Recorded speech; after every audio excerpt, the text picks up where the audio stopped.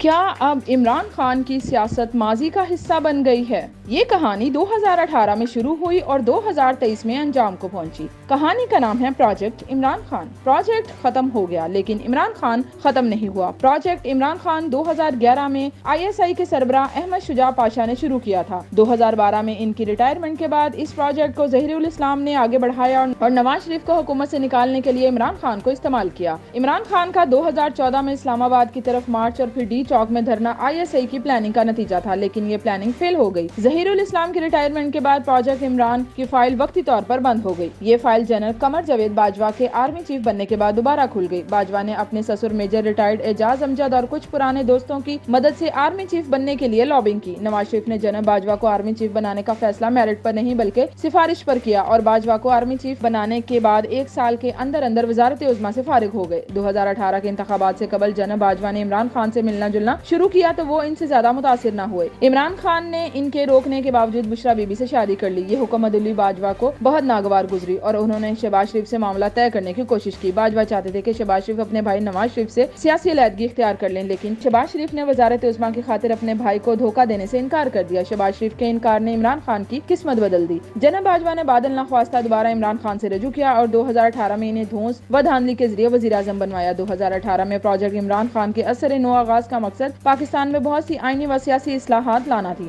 عمران خان اس project کے لیے صرف ایک پاپولر فیس تھے۔ پروجیکٹ کے مقاصد میں پاکستان کو پارلیمانی نظام سے واپس صدارتی نظام کی طرف لے جانا بھی شامل تھا۔ دوسری طرف عمران خان نے اپنے سیاسی مخالفین سے انتقام لینے کے لیے فوج کو استعمال کرنا شروع کر دیا۔ انہوں نے بعض فوجی افسران سے ذاتی تعلقات بنا لیے جو باجوہ کو ایک آنکھ نہ بھاتے تھے۔ 2019 میں باجوہ نے اپنی مدت ملازمت میں توسیع حاصل کرنے کے بعد عمران خان کو آنکھیں دکھانا شروع کر دی۔ دونوں کے اختلافات نے اس وقت شدت اختیار کی جب باجوہ نے فیض حمید کو ISI کی سربراہی سے ہٹانے کا فیصلہ کیا اور عمران خان نے یہ فیصلہ ماننے سے انکار کر دیا۔ آرمی چیف اور وزیر اعظم کے اختلافات کا مخالفین نے فائدہ اٹھایا اور تحریک عدم اعتماد کے ذریعے عمران خان کو حکومت سے نکال دیا۔ عمران خان کی حکومت کا خاتمہ اپریل 2022 میں ہوا، لیکن انہیں یقین تھا کہ پروجیکٹ عمران خان ختم نہیں ہوا اور وہ بہت جلد واپس حکومت میں۔ پروجیکٹ عمران خان کے خاتمے کا یقین انہیں 9 مئی 2023 کو آیا جب رینجرز نے عمران خان کو اسلام آباد ہائی کورٹ کے احاطے سے بڑے تضحیک آمیز انداز میں گرفتار کیا۔ ایسا پہلی دفعہ نہیں ہوا تھا، ماضی میں بھی کئی سیاستدان عدالتوں سے گرفتار کیے گئے، لیکن عمران خان کی گرفتاری پر ان کے پارٹی نے جو رد عمل دکھایا اس کی مثال پہلے موجود نہیں ہے۔ سابق وزیر اعظم ذوالفقار علی بھٹو کو تختہ دار پر لٹکا دیا گیا، لیکن پیپلز پارٹی نے جرنیلوں کے گھروں پر حملے نہیں کیے۔ نواز شریف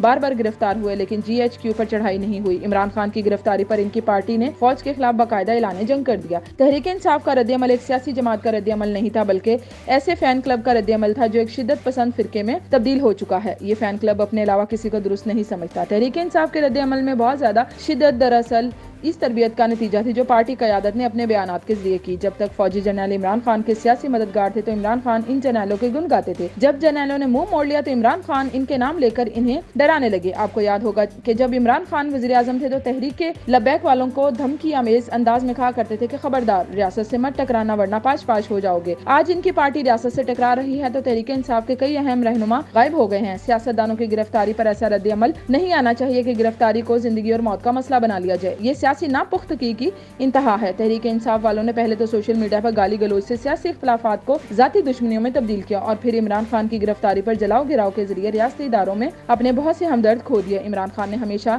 جیل میں نہیں رہنا۔ آصف زرداری، شہباز شریف، مولانا فضل الرحمان، اختر مینگل اور علی وزیر سمیت بہت سے سیاستدان جیلوں سے واپس آ سکتے ہیں تو عمران خان بھی واپس آئیں گے، لیکن جیل میں انہیں سوچنا چاہیے کہ ان کی گرفتاری پر تحریک انصاف نے جو غم و غصہ دکھایا اس کا عمران خان کو فائدہ ہوا یا نقصان۔ آج تحریک انصاف کے مخالفین کو یہ کہنے کا موقع مل گیا ہے کہ یہ کوئی سیاسی جماعت نہیں بلکہ ایک دہشت گرد تنظیم ہے جس پر پابندی لگا دینی چاہیے۔ سیاسی جماعتوں پر پابندیاں لگانے سے پہلے ان ریٹائرڈ جرنیلوں کے خلاف کارروائی ہونی چاہیے جنہوں نے پروجیکٹ عمران کے ذریعے پاکستان کے آئین و قانون کی دھجیاں اڑائیں۔ کاش عمران خان سیاست میں فوج کی مداخلت ختم کرنے کے لیے جدوجہد کرتے، لیکن افسوس کہ حکومت سے نکلنے کے بعد ان کی کوشش یہ تھی کہ فوج انہیں دوبارہ اقتدار میں لائے اور اس مقصد کے لیے انہوں نے کچھ جرنیلوں کے نام لے کر انہیں بلیک میل کرنے کی کوشش کی۔ ان کی واحد کامیابی یہ ہے کہ انہوں نے بڑی خوبصورتی سے اپنی ناکامیوں پر پردہ ڈالنے کے لیے فوج سے لڑائی کا ڈرامہ کیا۔ امید ہے کہ جیل سے واپس آ کر وہ تحریک انصاف کو فین کلب سے ایک باقاعدہ سیاسی جماعت بنانے پر توجہ دیں گے۔ سیاستدانوں کو فوج کی مدد سے اقتدار حاصل نہیں کرنا چاہیے اور فوج کو سیاست میں مداخلت نہیں کرنی چاہیے، ورنہ وہی نقصان ہوتا ہے جو پروجیکٹ عمران خان نے پاکستان کو پہنچایا۔